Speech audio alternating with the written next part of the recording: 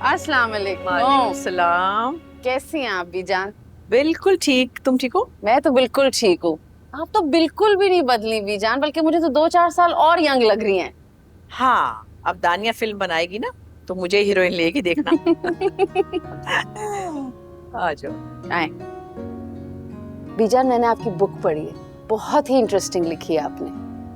और इनॉग्रेशन की रील्स भी देखी थी इंस्टाग्राम पे, और कमेंट्स भी पढ़े।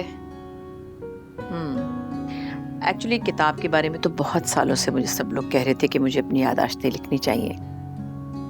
फिर मुझे भी लगा कि एक इतना अच्छा वक्त देखा हुआ है मैंने, इतनी अच्छी फिल्में बनती थी, तो बहुत सी अच्छी मेमोरीज थी, उनको एक जगह कंपाइल होना चाहिए था। अब देखो ना, मुझसे इंस्पायर होके दानिया पे फिल्म बनाने का सोच रही। दानिया फिल्म बनाएगी? हीरोइन तो वो फिर सनम को ही कास्ट करेगी। कोई किरदार ऐसा हुआ तो कर भी सकती है। इतना अच्छा किरदार अदा तो कर रही है वो, मेरा घर बर्बाद करके। इससे ज्यादा अच्छा किरदार वो कर नहीं सकती। किरदार तो हम सब अपने अपने अदा कर रहे हैं। जिंदगी है इसी का नाम। लेकिन एक बात कहूँ, तुम दानिया की मंगनी पर आई और उससे मिले बगैर चली गई, ये तुमने अच्छा नहीं किया। मैं जानती हूँ मुझसे गलती हुई है। जब मैं आई तो दानिया की खुशी की खातिर थी ना, लेकिन वो मंजर देख के मैं वहां बिल्कुल नहीं ठहर सकी। माशाल्लाह, इतना बड़ा अस्पताल चला रही हो, कितने डॉक्टर्स तुम्हारे अंडर काम कर रहे हैं, ऐसे ही गुस्से से हैंडल करती हो सबको? वो अलग बात है बीजान, मेरा उन लोगों से कोई पर्सनल रिलेशन थोड़ी है। उस औरत की वजह से आज मैं अपने घर से दूर हूँ, अपनी बेटी से दूर हूँ। देखो, तुम्हारी इस बात से मुझे साफ नजर आ रहा है कि तुम्हारा दानिया और एहसान से ताल्लुक नहीं टूट सकता। अब इसमें कोई आए या जाए, क्या फर्क पड़ता है? फर्क पड़ता है बीजान। आप अच्छी तरह जानती है कि मैं उन औरतों में से नहीं हूँ जो कुछ भी बर्दाश्त कर ले।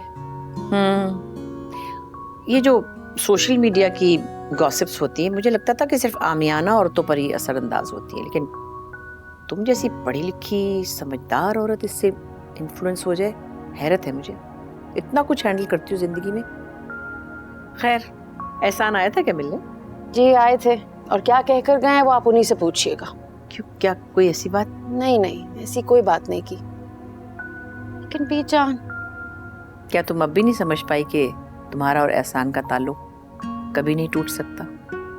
तुम लिख लो, चाहे कुछ हो जाए, तुम्हारा और एहसान का ताल्लुक मजबूत है।